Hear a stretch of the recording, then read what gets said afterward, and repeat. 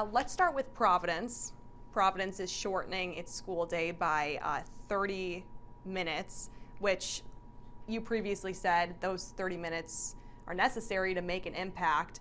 So why the change? Why pull back on that? Well, we used ESSER dollars. That's the money that we used. These were pandemic dollars, and they were designated for this purpose. Would we like to have it? Yes. It costs $25 million to do that. We do know that it's going to take a while for our kids to rebound from the pandemic. So, but we just don't have the money to do such a thing. And we made it very clear that it was a one-year endeavor, that we were going to really do high dosage instructional practice. And that's what we worked with the PTU to actually provide to the students. We're excited that we have that. Did you see results with the additional 30 minutes? Well, it's interesting because for our internal assessments and what the teachers have seen, there has been progress. We definitely have seen some progress. With there being that progress, I mean, to parents, it probably looks like you guys are prioritizing money over the students since progress was made with the additional 30 minutes. Is there any talks on, finding a way to get that back? So, I wish the federal government would extend it because we are all nationwide feeling the effects of the pandemic. The kids are not the same. If you speak to any teacher anywhere, the kids are just different. So we would like the additional support. But Providence in particular already has a structural deficit. And this would be $25 million on top of that. This is not about prioritizing dollars. This is about going back to where we were, trying to normalize the hours that we had prior to the pandemic. So that's what this is about. We made that 1 year commitment. We had the money to do that. And, we are seeing that it paid off dividends. But we were pretty clear because we knew we weren't going to have the money. We don't have $25 million laying around in any district in Rhode Island. Right, so there's no way that it's coming back. Now, the state takeover, we've previously spoken about the review that's taking place. That'll soon determine whether Providence can get the district back, it stays with the state with the current plan, or there's a new takeover plan. In some of the city statements, it kind of feels like they don't want the district back. Is that the sense you're getting? Well, I think that they want to be ready when they get the district back. I think that there's a lot of things that need to happen. I think the mayor recognizes also, the pandemic has been hard, right? And I think that there are things that need to continue to be laid. The foundation needs to continue to be laid so that the city can be successful with the district. So what you hear is all the intricacies that go on behind the scenes. For example, when we interceded into the district, we had no idea the things that we would find. Like we found IEP in boxes. Like it was a lot worse than we thought when we went in. So I understand the mayor's desire for those foundations to be laid before the city takes over. Are you concerned that the district could end up in state control for too long? Because, what incentive does the city have to take a struggling school district back? Well, the good thing about that is that the decision is made at the state level. And our goal is to lay a strong foundation. We're not in the business of running districts or overseeing districts. Our job is to enable the conditions for the district to be able to do that. So whether, we're going to work with the city to try to get them there, but the district will eventually go back to the city. That we're not planning on keeping the district. That is not our goal. From what I'm hearing, both with the city and with you, it sounds like the school district really isn't ready to go back. Well, we'll see. We have a report that's going to be coming back, and it's going to tell us what we've accomplished, what still needs to happen, right? There's still, we have to remember this is over 30 years of dysfunction that we are trying to lay the foundation for ultimate success. In 5 years, during a pandemic, there is need for other things to happen. But we'll see. We'll see, how big are those needs? Do we still need to be here longer? Are there things that we can hand off? I think there's a lot of conversations about those things happening. And it's not like turning on a light switch. That's not how it's going to happen with the city or anyone else. We want the district to be successful. We want the city to be successful. Ultimately, we want the kids and the teachers to be successful. So we want to make sure that we have the right guardrails in place before there is a transition. I know it's ultimately up to the review. Obviously, everyone has their opinions. The mayor has his opinions. You have your opinions. Would you challenge the findings if you disagree with them? Oh, of course I would. But that's not what we're doing. We're really taking what the SchoolWorks is doing is really taking a temperature check. Like, has enough progress occurred? I keep emphasizing the systems and structures, because that's what we're doing at the state. We're laying a foundation. The district is run by the superintendent and his team. So we're trying really hard to really look at where we are, where along the continuum. If there hasn't been enough progress, then the district stays for a little longer. So that's what we're looking at. Will I challenge? I will always challenge anything that does not make sense for kids. And I'm not saying that it won't. I think that it'll give us a clear picture. It sounds like you're saying you'll challenge it if they say that the city can take it back. Is that No, accurate? absolutely not. I will challenge anything that does not make sense for kids. That's the only thing. Not the report. They're an independent evaluator, and they're going to look at, and it's not even an evaluation. They're going to look at where we are, and that's what the report is meant to do. So we are looking forward to that. So with the three options, which one would not make sense for kids? That all depends on what comes back. I think that we're not there yet. I think we can sit down again once the report is out, and we can actually unpack all of that. Right now, we're letting the process play out. All right, let's move on to the planned closure of 360 High School. It's been so controversial. Obviously, a lot of people opposing that decision. School consolidation is happening nationwide. It's not just in Rhode Island. We're seeing fewer students, so schools in general have to consolidate. Can Providence or any other district expect that to happen this upcoming year? It's all going to depend on the enrollment, right? Birth rate is down. We've known this for a long time. This should not be a surprise to anyone. Like, we saw the birth rate, and then during the pandemic, we saw that as well. So this is not surprising. And you're right, it is happening nationwide. You can point in any district in any direction, and this is happening. Will it continue to happen? We'll see. It all depends on enrollment and what the district needs.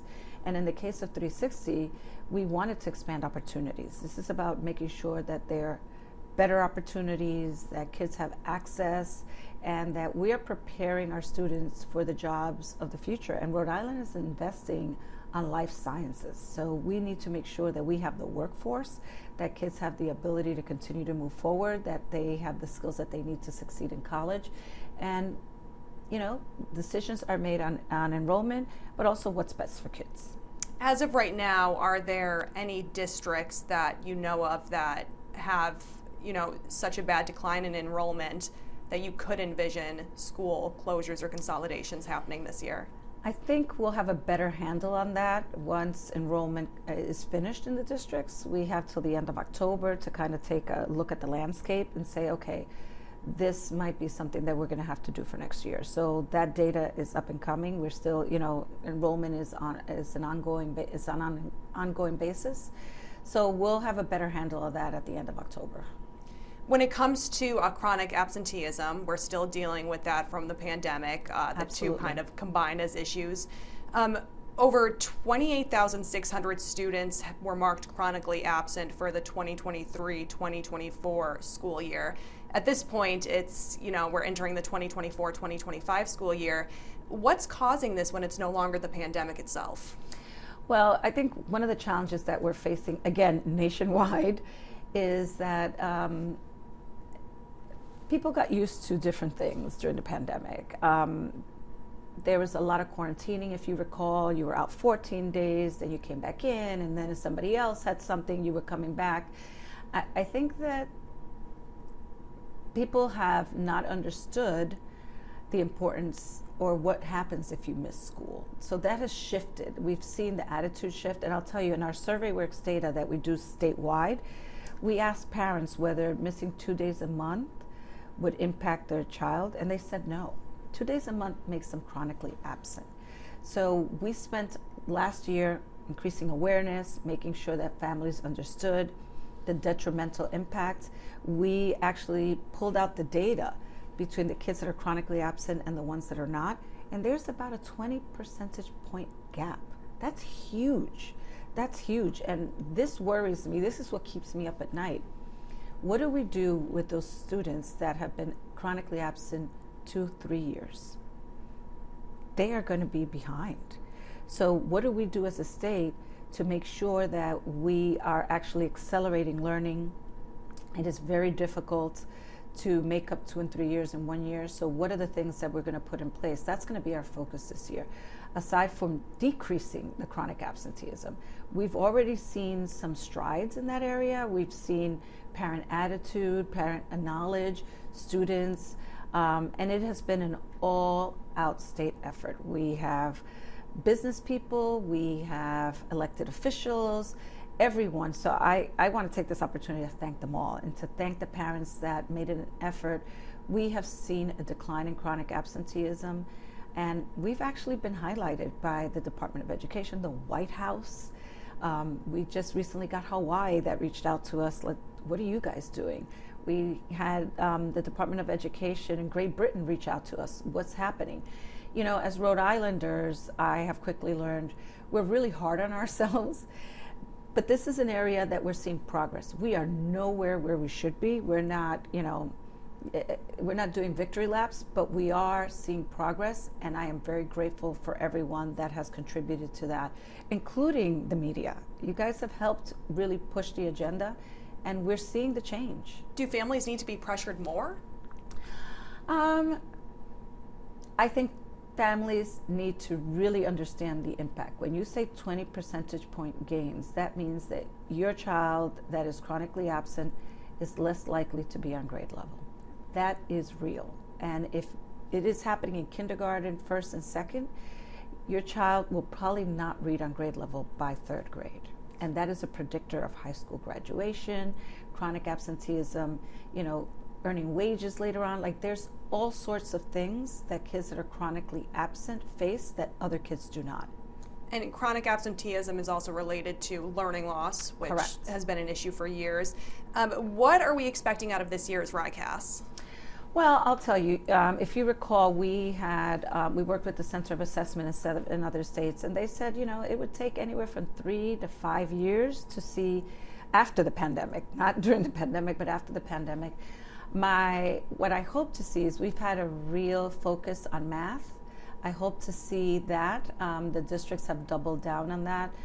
Reading is going to be a little tougher because many of our kids were in the pandemic as we were kicking off the science of reading. Well, we were kicking off a lot of the work, and we have seen that across the states. So I don't know. I anticipate that we're going to have to do a lot of work around reading, and we're going to keep our focus in math, because during the last year we saw some districts outperform where they were pre-pandemic in math.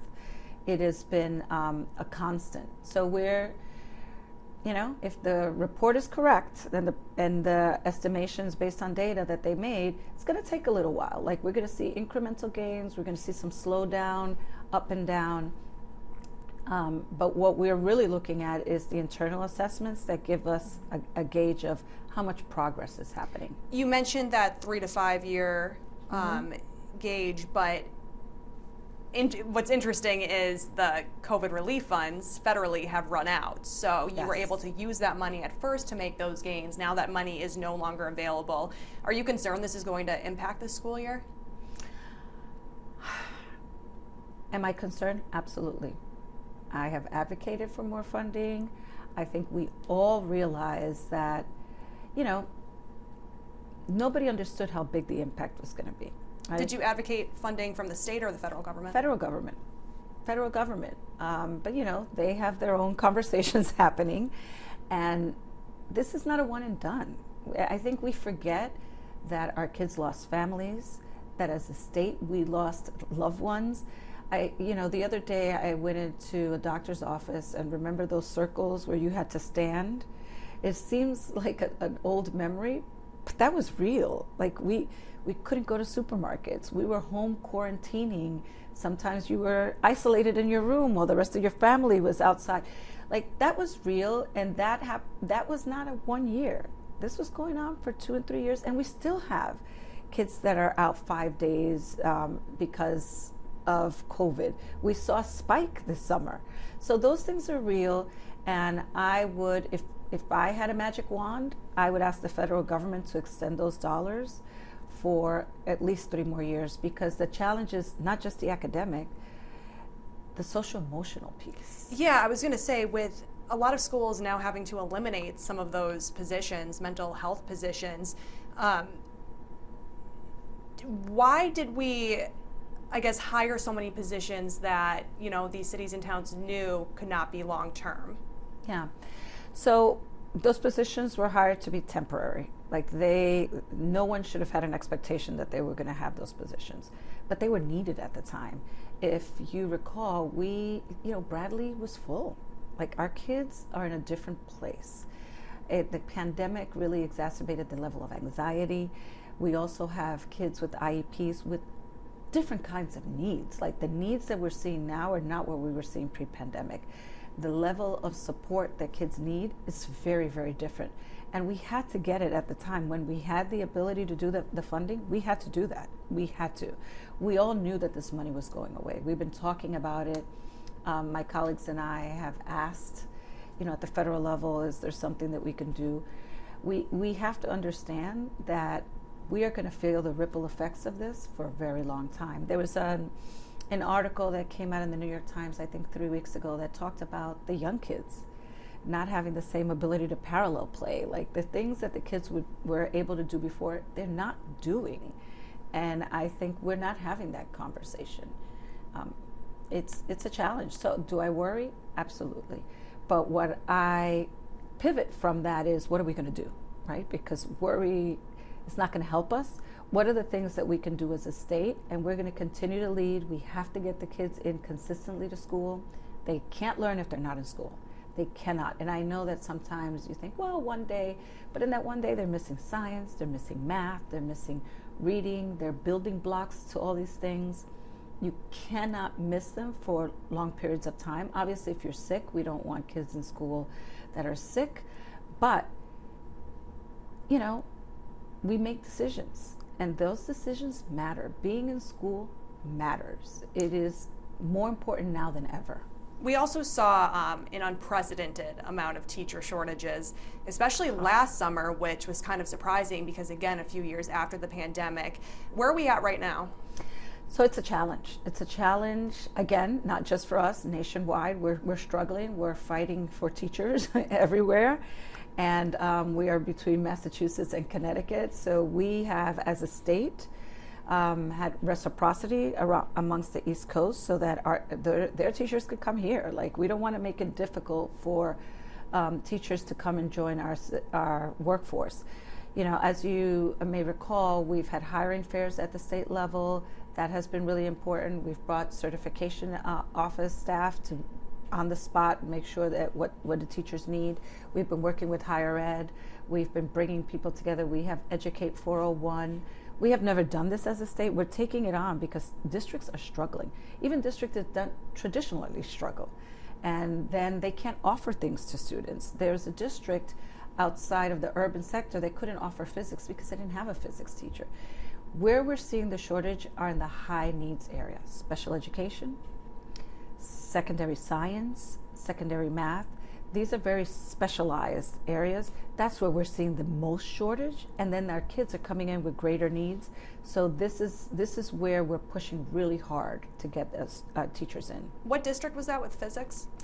It was one of our suburban districts. I can't recall exactly which one it is, but it was not an urban district. And that was this past year? This past year. Providence still has the most vacancies statewide. Obviously, it's the largest district as well.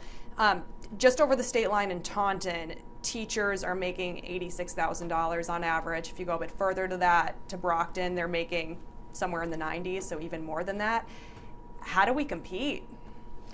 That's our greatest challenge, right? And that's why you always hear me talking about money. It is very difficult. We're competing with places that do offer more money. So we have to find other things, other incentives. We have to make sure that... Why is their budget able to handle that and our budget is not? Is a lack of state funding? Does Massachusetts just simply invest more in education on the state level? Massachusetts has more money than we do. They have different industry, and they invest a lot in education. This is an area that they really push a lot of money from the state, and we have, as a state, invested a lot of dollars. I think one of the challenges that we have is that the municipal dollars haven't gone up. So that's something that we really need to say, this is a priority, and let's push, let's move together. And if we're going to invest in education, which that's where we need to invest, we need to be clear that we're not going to make the progress that we want to see and we expect to see if we're not investing the dollars. That is one of the first things that we need to do. And I have to say, the state has made education a priority. When the funding came through, like, they were pretty clear that this is an area that they wanted to support. They wanted to support our multilingual learners. They wanted to support, many of the initiatives around education. But we have limited dollars as a state. And that's why it's been really important to try to bring in industry to our state. I have to tell you, when I'm on calls with our neighboring states, they're like, well, we have 20 million to spend on this. We have 30 million. And I joke with them. I was like, well, you could give it to me. We'll put it to good use. But it's something we have to do. We want to be like Massachusetts, but they invest heavily in education. Yeah, like you said, they have more money and they put it towards education. Yes. So to get there, you gotta. Yes. If you want to talk the talk, you have to, or walk the walk, you have to talk the talk. Graduation requirements, we have some new ones this year. So incoming freshmen will have to take foreign language, yes. 2 years of it, I believe, correct? Yes, correct. That's based off the requirements to go to 2 local colleges here in Rhode Island. What about the students who don't want to go to school? Well, we have a whole host of things in these graduation requirements. They have to graduate high school. That's something that we want. Or I should have said, who don't want to go to college. Don't want to go to college. Well, so what we have is, this is the standard. This is what the Rhode Island diploma means, that I have had civics, financial literacy, that the new requirements really speak about having a resume. So if you don't want to go to college, we're preparing you for not just college, but the workforce as well. That's something that's really important for us. CTE, really having access to credentials, pathways. This is about really expanding opportunities for all students, whether you want to go to college or not. But learning a second language, that is beneficial for everyone. Our world is getting smaller every day. Technology has brought us so close. And that is an asset that we all need. And we know that when kids speak more than one language, their cognitive abilities expand. So we want that for all our kids. We want our kids to be able to do that. We want our kids to be marketable globally. We'd like them to stay in Rhode Island, but we also want to bring in the rest of the world. And in order to do that, we have to be able to communicate in the ways that the rest of the world does. We already spoke about teacher shortages. Some of the districts I spoke to said they're now having trouble finding the foreign language teachers. Was this, I guess, sprung on them too soon? Did they not have enough time to hire? Have you been hearing about shortages of foreign language teachers? Well, so one of the things, this was passed 2 years ago. We've been working with districts in the last 2 years to get them to where they need to be. This was not sprung on them. We've been working with them. Just recently, we met with over 100 educators, 41 high schools statewide, on what they've already put in place. And one of the things that we are working with higher ed is, those are some courses that we can actually provide statewide. Some of the world languages, we're pushing in that direction so that we can supply some of that need. We understand that there are shortages, but there are different ways to accomplish this. And we are working hand in hand with districts. So, will all of the districts have it done this year? So all the districts are going to be ready for this class of 2028. So these 9th graders are going to have everything that they need to be able to meet the requirements by 2028. Another one of the new graduation requirements that I thought was interesting was they'll be required to complete a FASA. Yes. Is that pushing kids to go to college when college costs are so astronomical right now and you can really make a pretty good living in the trades? So it's a great question, because what we want is kids to have options, right? We're not pushing them in one direction or another, but we want them to have options. If you do not fill out the FAFSA, you eliminate a lot of your options. We don't want that for our kids. We want to expand. And we are 100% there with CTE. Like, I want CTE for every student in Rhode Island. It's not one or the other, but both, right? Because you can make a living. And what we're also looking at in terms of CTE is cybersecurity. We are looking at developing clouds. It is changed. Our world has changed, so we have to make sure that our kids have access to both. It's not one or the other, but what we don't want is a student not to have filled out the FAFSA, not have access to money, and not be able to apply to a school. Do you think students are going to comprehend that, though? Because, you know, thinking of me back in high school, and I know this is why we have the financial literacy courses as a requirement, but if I just saw, oh, the federal government's going to give me this much money, then you just get excited and think I can go to all of these colleges, I think, without really interpreting the long-term impact of you're going to graduate with debt, because schools in Boston right now are in the 90s, which is, you know, insanely expensive. So do you think this might get a little bit mixed up in their heads? Well, I hope not. I mean, I hope that what we're doing in the schools is really educating our students, right? And I think that those are family decisions, right? Some families may think it's worth it. Some families may not. But our job is to make sure that the kids have options and the families have options.